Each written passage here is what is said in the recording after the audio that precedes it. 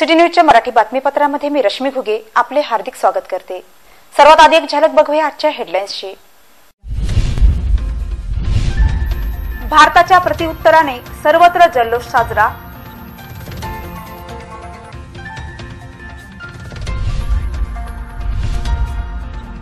MIDC गोदामातून 25 लाखाचा गुटखा जप्त।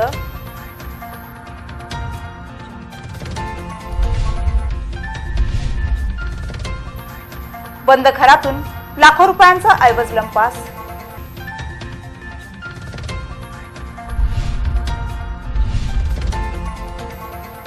दूरचा मामा व मित्रावर शारीरिक शोषणाचा युवतीने केला आरोप।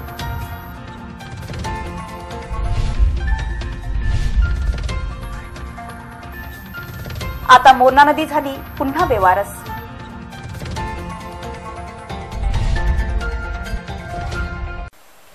पुलवामा हल्ल्यानंतर भारताने मंगळवारी मध्यरात्री पाकव्याप्त परिसरामध्ये विमानाने हल्ला चढवीत अतिरेक्यांची अनेक तळ उद्ध्वस्त केली।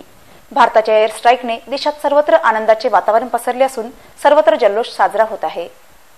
जम्मू काश्मीरच्या पुलवामा येथे सीआरपीएफच्या जवानांच्या वाहनांवर दहशतवाद्यांनी हल्ला केल्यानंतर भारताचे 41 जवान शहीद झाले। या घटनेनंतर देशभरात संतापाची लाट पसरून खून का बदला खूनची मागणी देशवासियांनी केली। त्यानंतर मंगळवारी भारतीय वायुसेनेने मध्यरात्री 3:30 वाजता पीओके स्थित जैश-ए-मोहम्मदच्या अड्ड्यांवर हल्ला करून हे अड्डे उद्ध्वस्त केले। वायुसेनेच्या या हल्ल्यात 200 ते 300 दहशतवाद्यांचा खात्मा केल्याचा अंदाज व्यक्त होत असून भारताने आपला बदला घेतल्याने संपूर्ण देशात आनंदाचे वातावरण पसरले आहे। प्रत्येक भारतीयांची गर्वाने मान उंचावली। भारताच्या कारवाईनंतर अकोला येथील गांधी मार्गावर शिवसेनेद्वारे जोरदार घोषणाबाजी देत समर्थन करण्यात आले। या एअर स्ट्राईक बाबत माजी सैनिकांसह शहरातील नागरिकांशी बातचीत केली असता त्यांनी सिटी न्यूजशी बोलताना आपल्या भावना व्यक्त केल्या। मी सर्वप्रथम आपल्या देशाचं कणखर नेतृत्व लोकप्रिय पंतप्रधान आदरणीय नरेंद्र मोदी यांचं मनापासून त्यांना धन्यवाद द्यायचं त्यांचं कौतुक करतो। गेल्या 14 तारखेला जो पुलवामा येथे अतिरेक्यांनी पाकधर्जीने अतिरेक्यांनी जो भ्याड हल्ला केला त्यामध्ये आपले सीआरपीएफचे जवान धारातर्थी पडले होते। त्या जवानांच्या मृत्यूचा बदला त्यांनी आज पहाटे 3:30 वाजता आपल्या वायुदलाच्या जवानांनी पाकधर्जीने अतिरेक्याच्या ठिकाणावर हल्ले करून जवळपास 300च्या वर अतिरेक्यांना कंठस्थान घातलं। हे खरोखर हे नरेंद्र मोदी हेच करू शकतं, बाकी कोणाची ताकद नाही आहे।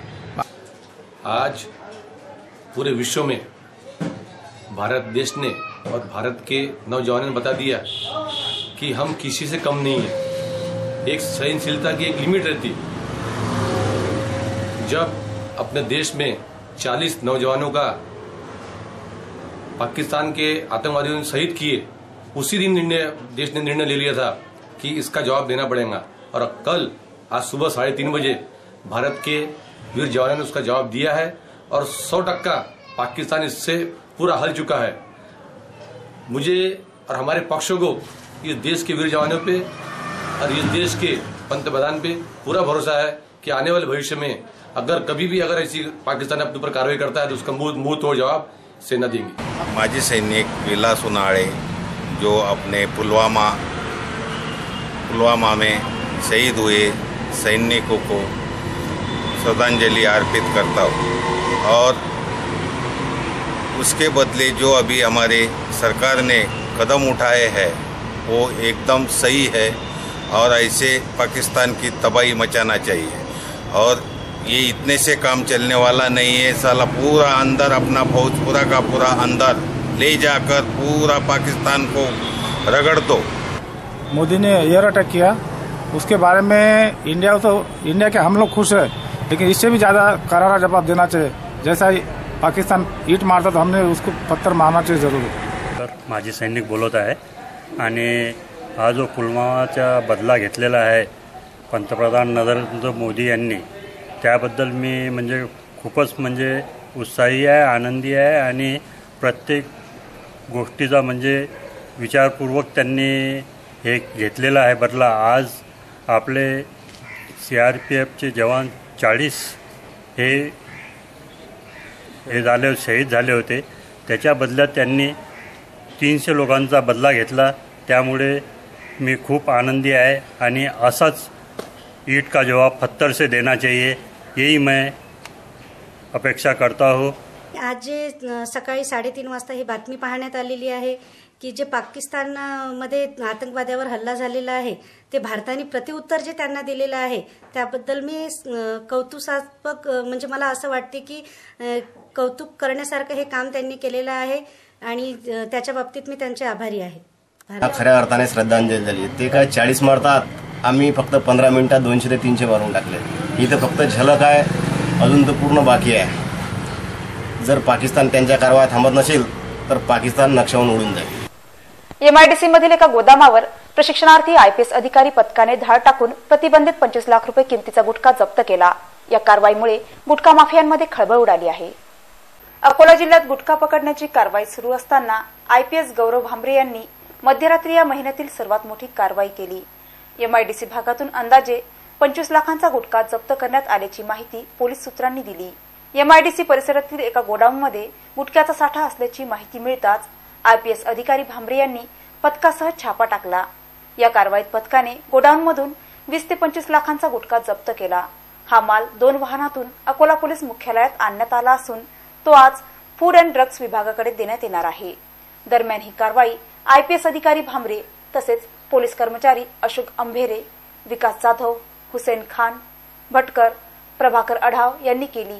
दरम्यान परिवीक्षाधीन पोलीस उपअधीक्षक डॉक्टर निलेश देशमुख यांच्या पथकाने खदान परिसरात छापा टाकून 1 लाखाचा गुटखा जप्त केला।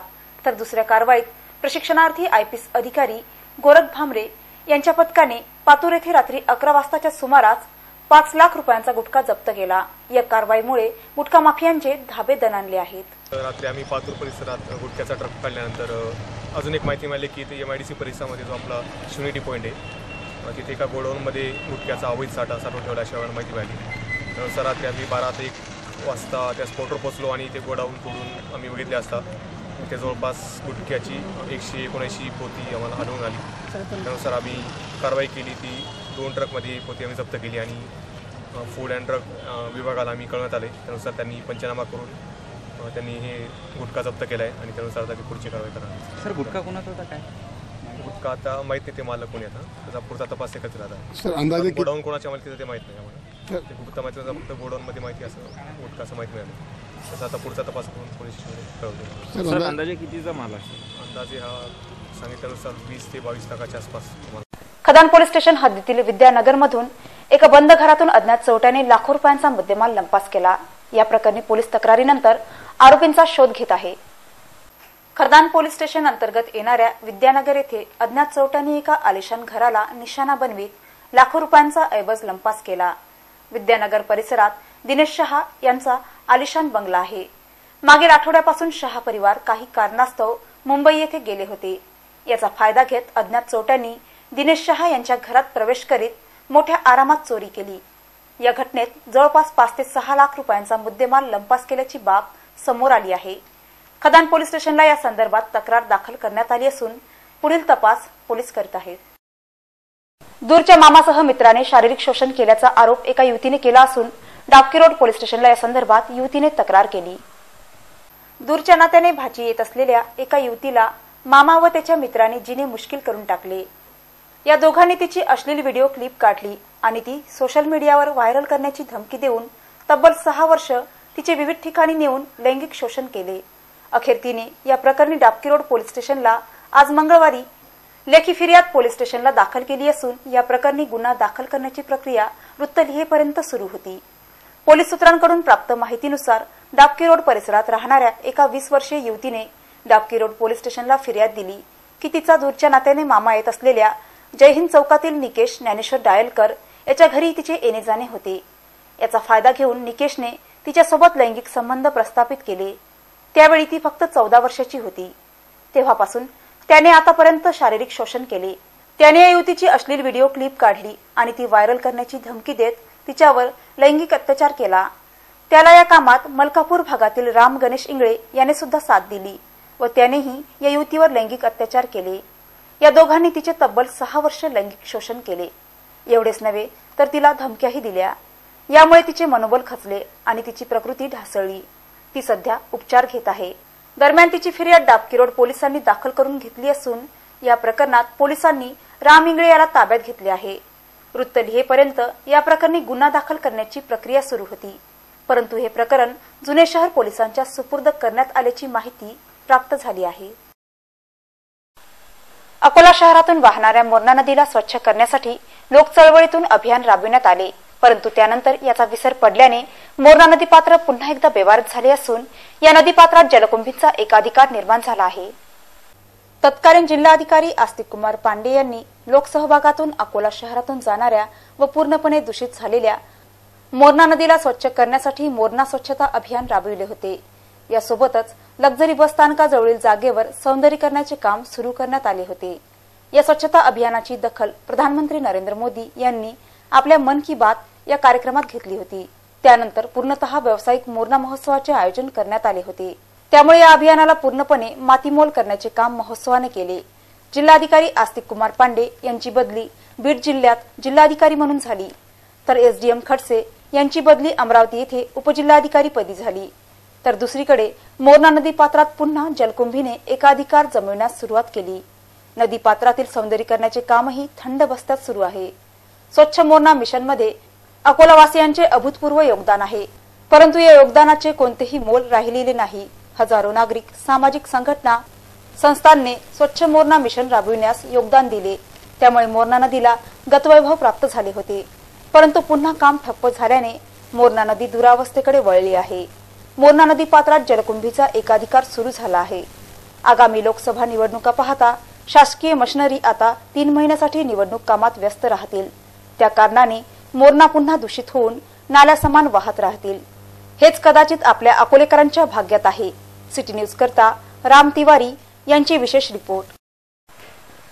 एमआयडीसी फेज क्रमांक 3 मधील रवी इंडस्ट्रीजच्या एका गोदामाला शॉर्ट सर्किटमुळे आग लागली। अग्निशमन विभाग वेळीच पोहोचल्याने ही आग आटोक्यात येऊन नुकसान टळले।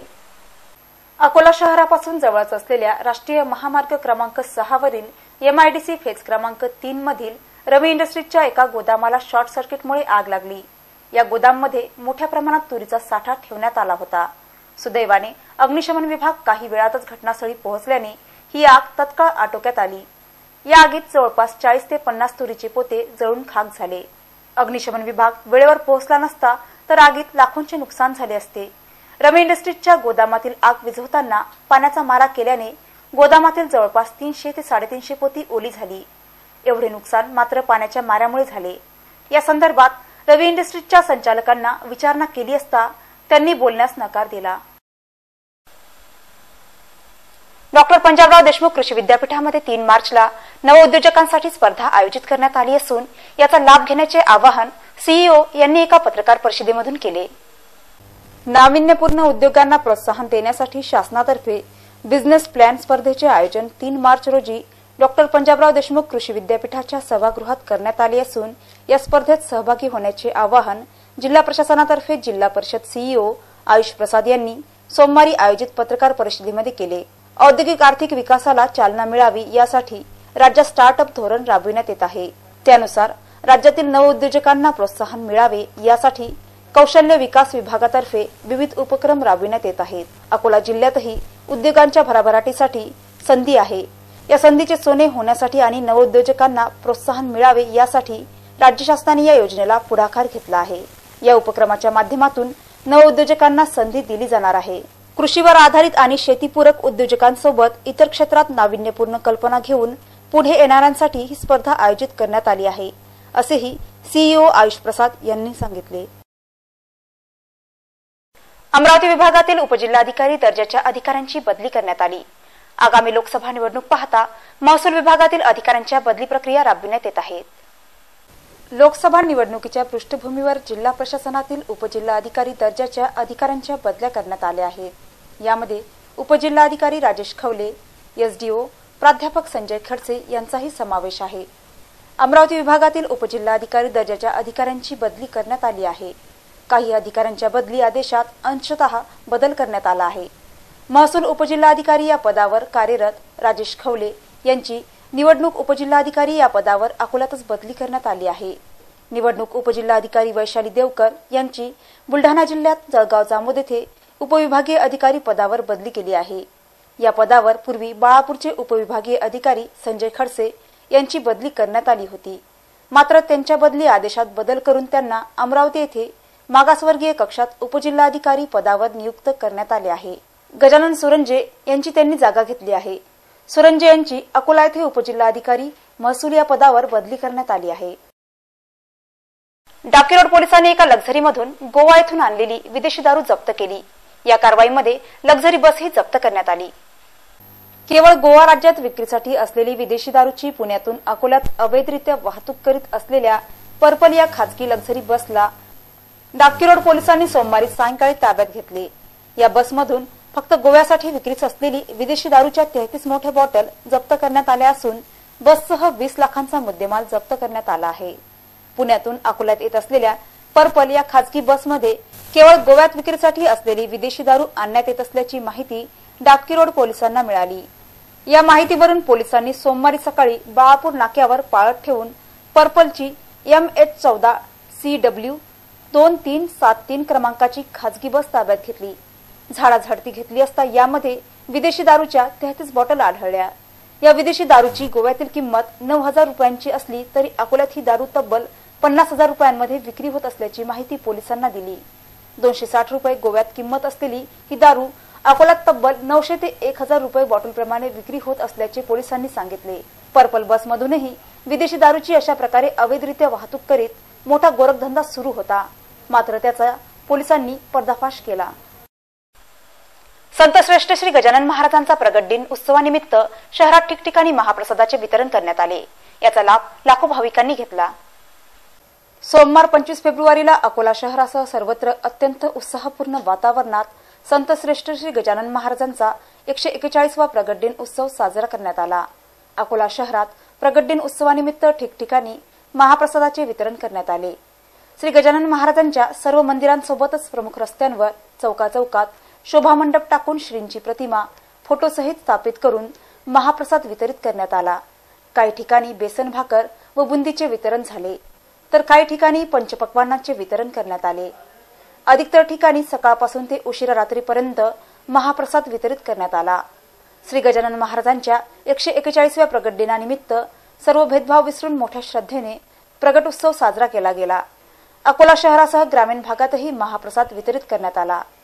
आजपासून 141 वर्षापूर्वी शेगाव येथे श्रींनी उष्ट्या पातळवाडीवर अन्न ग्रहण केले होते. तेव्हापासून अविरत प्रगट दिन उत्सवात महाप्रसाद वितरित करण्यात येतो. संतश्रेष्ठांचे भक्त केवळ महाराष्ट्रातच नव्हे तर संपूर्ण भारतात व विदेशात आहेत. श्रींच्या या भव्य दिव्य सोहळ्यात लाखो भाविकांनी बाबांचा प्रसाद ठिकठिकाणी ग्रहण केला. शेतमाल संपूर्णपणे नियमनमुक्त करण्याच्या मागणीकरता शेतकरी संघटनेद्वारे जिल्हाधिकारी कार्यालयासमोर धरणे आंदोलन करण्यात आले. राज्य सरकारने संपूर्ण शेतीमाल नियमनमुक्त करावा व मार्केट सेस कायमचा रद्द करण्यात यावा या मागणीसाठी शेतकरी संघटना अकोला जिल्हा शाखेच्या वतीने सोमवारी जिल्हाधिकारी कार्यालयासमोर धरणे देण्यात आले. मागणीचे निवेदन जिल्हाधिकाऱ्यांकडे सादर करण्यात आले. सध्या कृषी उत्पन्न बाजार समितींच्या कार्यक्षेत्रात विक्री झालेल्या सर्व शेती मालावर 1% सेस आकारला जातो. ही रक्कम प्रत्यक्षरित्या खरेदीदार देत असला तरी अप्रत्यक्षरित्या शेतकऱ्यांकडूनच वसूल केल्या जाते. मार्केट सेस वसुलीचा हा व्यवहार शेतकऱ्यांना नुकसानदायक आणि व्यापाऱ्यांना त्रासदायक असून त्यासोबतच भ्रष्टाचाराला खतपाणी घालणारा आहे. संपूर्ण शेतमाल नियमनमुक्त झाल्यास व सेस रद्द झाल्यास हे गैरप्रकार बंद होतील. त्यामुळे संपूर्ण शेतीमाल नियमनमुक्त करावा व मार्केट सेस रद्द करावा या संदर्भात सरकारने तातडीने निर्णय जाहीर करून अध्यादेश काढावा या मागणीसाठी शेतकरी संघटना जिल्हा शाखेच्या वतीने जिल्हाधिकारी कार्यालयासमोर धरणे देण्यात आले. ऑल इंडिया ट्रेड युनियनच्या वतीने विविध मागण्यांकरता जिल्हाधिकारी कार्यालयासमोर निदर्शने करण्यात आली. त्यामध्ये विविध संघटनांनी सहभाग घेतला. आयटक अर्थात all India trade union Congress जिल्हा कौन्सिलच्या वतीने सोमवारी जिल्हाधिकारी कार्यालयासमोर निदर्शने करण्यात आली. पुलवामा दहशतवादी हल्ल्याची चौकशी करून दोषींवर कठोर कारवाई करण्यासह इतरही मागण्यांसाठी सदर निदर्शने करण्यात आली. यावेळी शहीद जवानांना श्रद्धांजली सुद्धा वाहण्यात आली. पुलवामा दहशतवादी हल्ल्याची चौकशी करण्यासह आयटकच्या आंदोलनानंतर केंद्र सरकारने अंगणवाडी सेविकांच्या मानधनात वाढ करण्याचा निर्णय घेतला. परंतु राज्य सरकारने अद्यापही सेविकांना वाढ दिलेली नाही. त्यामुळे मागण्या तातडीने पूर्ण होण्यासाठी आयटेकने निदर्शने केली. यावेळी comrade advocate Shriram Sonone, comrade Naina Gaikwad, comrade Durga Deshmukh, comrade Kusum Hage, comrade Madan Jagtap, comrade Ramdas Thakre, comrade Mahananda Dhok, comrade Suhas Agnihotri, comrade Kurumdas Gaikwad, comrade Trivishi Manwatkar, comrade Asha Khandare, comrade Priya Varothe, comrade Mangala Manjare, comrade Padma Kamble, comrade Suman Kulkarni, comrade Bhaurao Khandekar, comrade B D Hatolkar, comrade Jyoti Dhas, comrade Sheela Dongre आदी उपस्थित होते। जवाहरनगर रोडचे अतिक्रमण काढण्यात यावे या मागणीकरिता पवार यांनी जिल्हाधिकारी कार्यालयासमोर बेमुदत उपोषण सुरू केले। या अतिक्रमणाला काढण्यात यावे या मागणीचे निवेदन जनता दरबारात करण्यात आले होते। जवाहरनगरमधील अतिक्रमण हटविण्यासाठी सोमवारी जगन्नाथ देवमन पवार यांनी जिल्हाधिकारी कार्यालयासमोर उपोषण सुरू केले आहे। सार्वजनिक जागेवर मंदिर बांधण्यात आले आहे, यासाठी पालकमंत्र्यांनी निधी उपलब्ध करून दिल्याचा आरोप पवार यांनी केला असून या प्रकरणी कारवाईची मागणी त्यांनी जिल्हाधिकाऱ्यांना सादर केलेल्या निवेदनात केली आहे। सार्वजनिक ठिकाणी रस्त्यावर मंदिर बांधण्यास व अशा ठिकाणची मंदिरे हटविण्याबाबत न्यायालयाने यापूर्वीच आदेश दिले आहेत। मात्र जवाहरनगरमधील मैदान विकासासाठी निधी उपलब्ध करून देण्यात आला असून मात्र या ठिकाणी मंदिरही बांधण्यात आल्याचे पवार यांचे म्हणणे आहे। हा पदाचा दुरुपयोग असल्याचा आरोपही त्यांनी केला आहे। तसेच जवाहरनगरातील अतिक्रमण हटविण्यासाठी जिल्हाधिकारी कार्यालय व महानगरपालिकेकडे अर्जही केले होते, मात्र यावर कारवाई करण्यात आली नाही असे पवार यांचे म्हणणे आहे। एक नजर टाकूया आजचे सुविचार, हेल्थ टिप्स आणि ब्युटी टिप्सवर।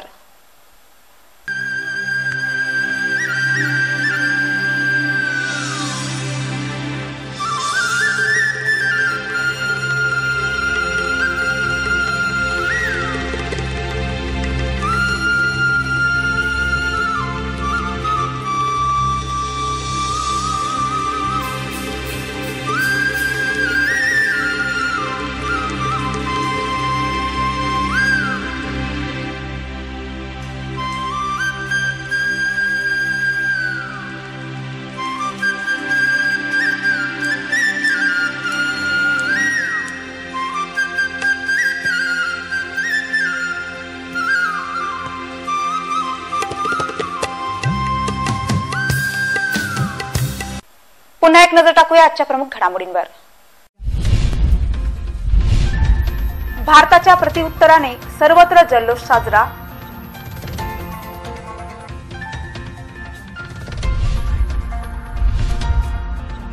MIDC गोदामातून 25 लाखाचा गुटखा जप्त।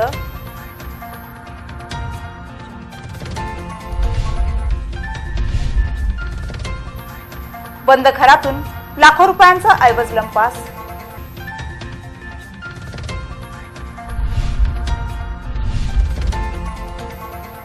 दूरचा मामा व मित्रावर शारीरिक शोषणाचा युवतीने केला आरोप।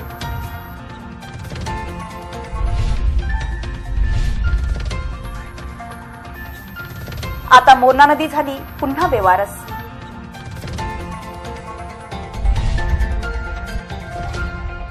येथे आजचे बातमीपत्र संपवित आहोत। पुन्हा भेटूया शहर आणि परिसरातील ताज्या घडामोडी व अधिक माहितीसह। नमस्कार।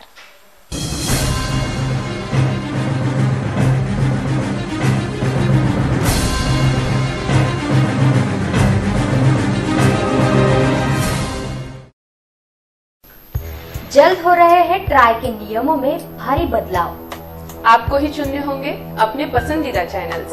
देखिए आपके चैनल्स हमारे साथ। RRC का वादा, कम से कम में फायदा ज्यादा। अभी करें अपने केबल ऑपरेटर से संपर्क। चुने अपने पसंदीदा चैनल्स। RRC नेटवर्क, अपना शहर, अपने लोग, अपना चॅनल। सिटी मैत्रीण, जमीन असो वा आकाश, घर असो वा समाज, नोकरी असो वा व्यवसाय, सर्वांमध्ये सिटी मैत्रीण खास। गेल्या वर्षाची एकच आस, सर्वांमध्ये सिटी मैत्रीण खास। नवे वर्ष, नवे रूप, नवा पर्व, तुमच्या हक्काचं अंगण, तुमच्या हक्काचं आकाश। या नव्या पर्वात एकच ध्यास, महिला सशक्तीकरण। RRC सिटी मैत्रीण पर्व दुसरं।